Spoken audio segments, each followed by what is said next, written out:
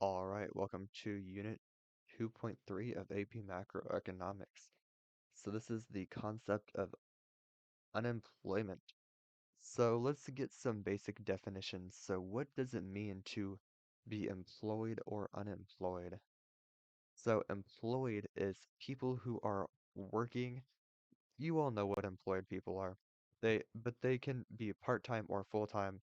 So if someone is employed and they are labeled as unemployed, it does not record that this person was to be full-time working, but they're only part-time working. Maybe they need more money, but they're only working part-time. It, the employment rate does not describe this. It only says, hey, this person's working, that's cool. Not, hey, this person wants to be working more. Just, hey, this person is working. So what does it mean to be unemployed then? It may not mean the exact same thing in common use as it means in uh, economics. So unemployed people are people who do not have a job, which everyone knew, but they're actively looking for work. So this includes your friend who just got fired and is like, I need to find a job ASAP, otherwise I can't pay my rent. Uh, this is not your 75-year-old grandmother who is perfectly content and retired, uh, just playing bingo and watching Wheel of Fortune all day.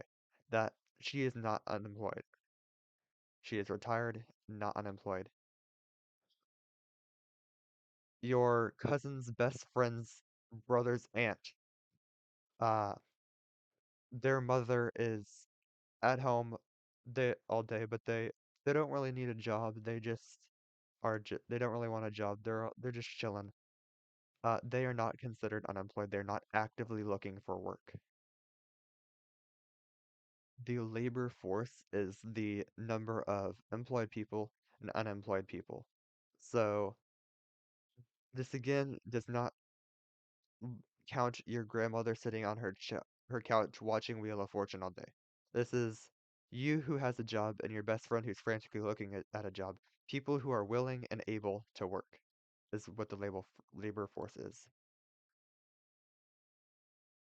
So the labor force participation rate is the labor force divided by the percentage of the population that is 16 and older that is in the labor force. So, um, this is basically saying, hey, working age is 16. So, of all of the people that are willing and able to work right now, all the unemployed people, all the employed people, not including your grandma who's sitting on your couch doing absolutely nothing and doesn't want to work, that it does not include her. All of the people who are willing and able to work divided by the total number of people that are 16 and over is the labor force participation rate. The labor force participation rate is the number of people in the labor force divided by the population that is greater than 16. And technically, there's a times 100% at the back, so times 100%. So that is, I don't know what that symbol is. That is the labor force participation rate formula. Next up is the unemployment rate, which is similar to the labor force participation rate, but is instead the number of unemployed workers divided by the labor force.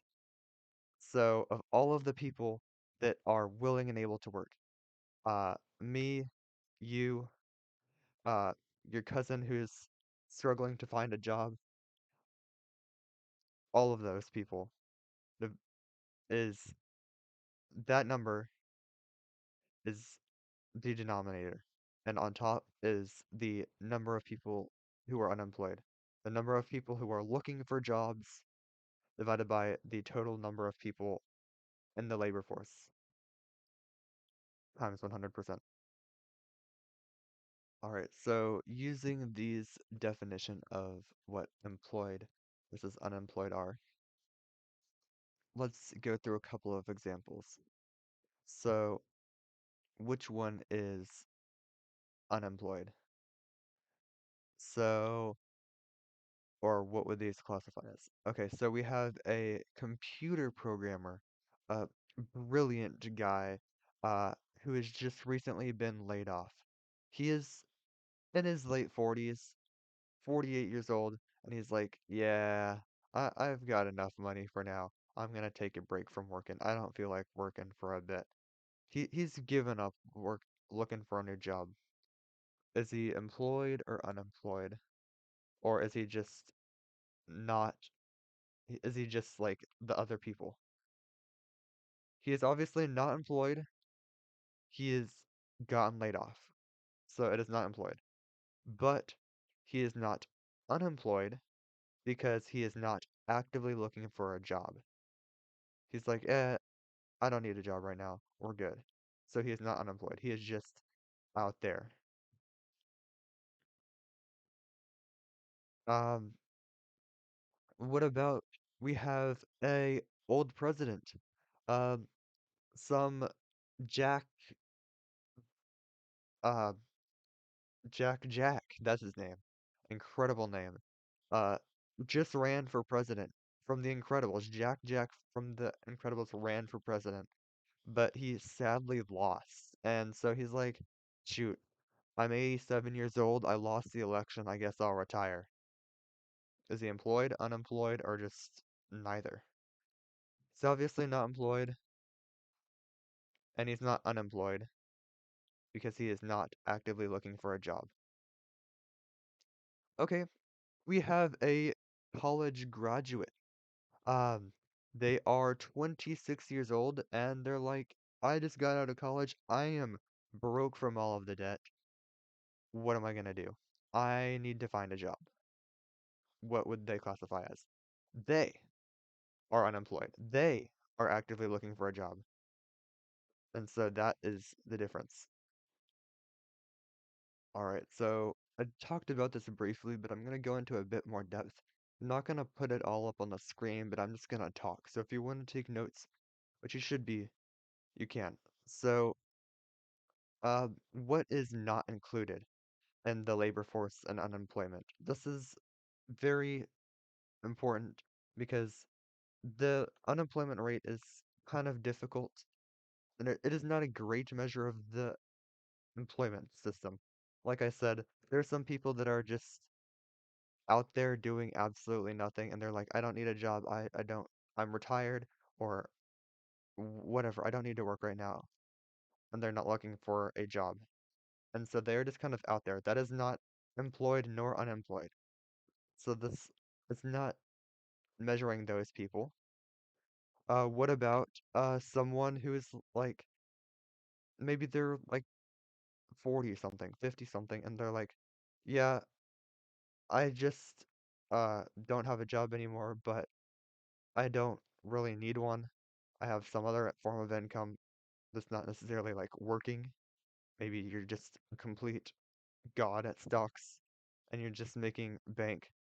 But perhaps the stock market crashes and they're like, oh shoot, I need to find a job. So they're somewhat attached, but they're not actively looking for a job. But if they need one, they can get one. That is called a marginally attached worker, and they are also not counted in the labor force and therefore not in the unemployment rate. So these little things are just not accounted for, and you just kind of need to take note of that. Also, the concept of discouraged workers from the example of the programmer. The programmer that's like, I don't need a job right now. They could still work, and they would be willing to, maybe, but they're not looking right now. They're discouraged, and they're not, so they're not counted in the employment rate either. So there are three types of unemployment. We have frictional unemployment, employment. Frictional unemployment is like, um, so now you're out of college and you're like, ah, I have to go into the real world now. I should probably get a job. And so you really weren't actively looking in college, but you're out of college now and you're like, shoot, I gotta get a job to not like starve to death or something. I think that's pretty important. And so you're now looking for a new job. And so that kind of unemployment, I mean, that makes sense. And so this is considered a not bad type of unemployment, and this is okay. This the one we really don't want is structural unemployment. So let me structural STRUCTURAL employment. I am very slow at typing, but it's okay. So this is um when you have a job that is no longer needed. You have Bob over here who has been working as a delivery driver, and when the next Albert Einstein comes along and invents um, the Amazon drone delivery, we the this Bob guy is like gets kicked out. They're not needed. He doesn't have to drive the Amazon truck around town. You have Amazon drone delivery now.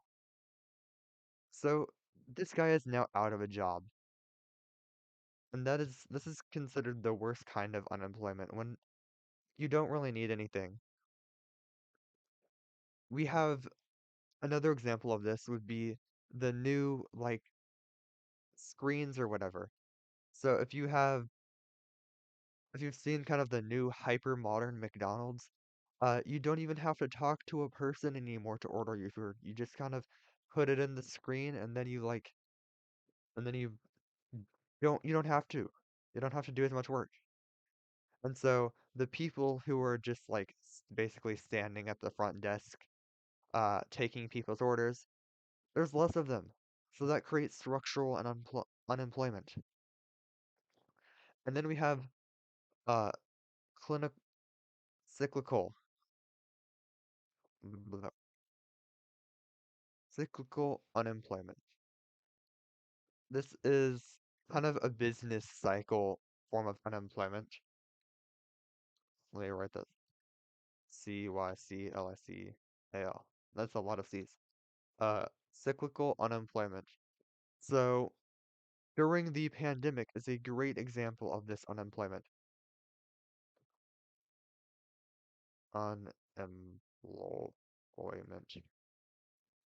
So, we had a bunch of people staying home. In March of 2020, everyone was like, guys, you're all gonna die if you step foot outside.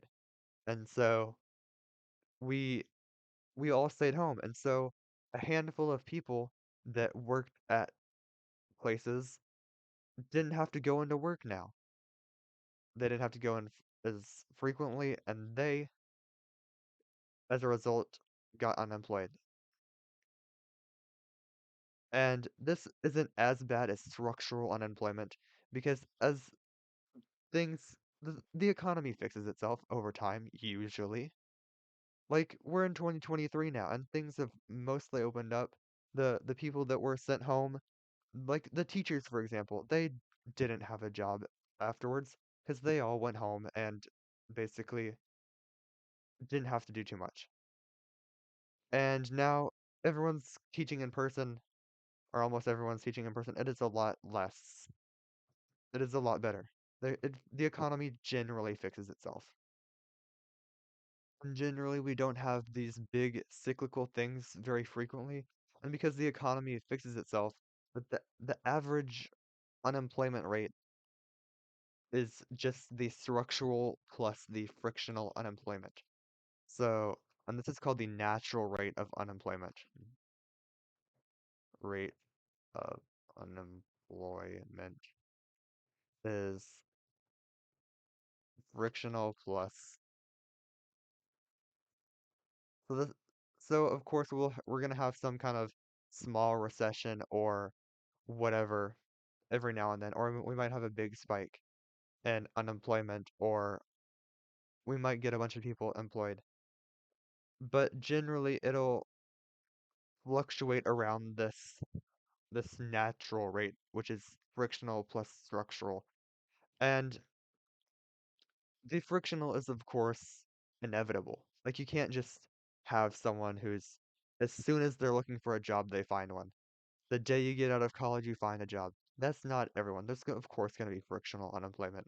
And so this is not nearly as bad as structural unemployment. And so that's basically all you need to know for talking about unemployment for AP macroeconomics.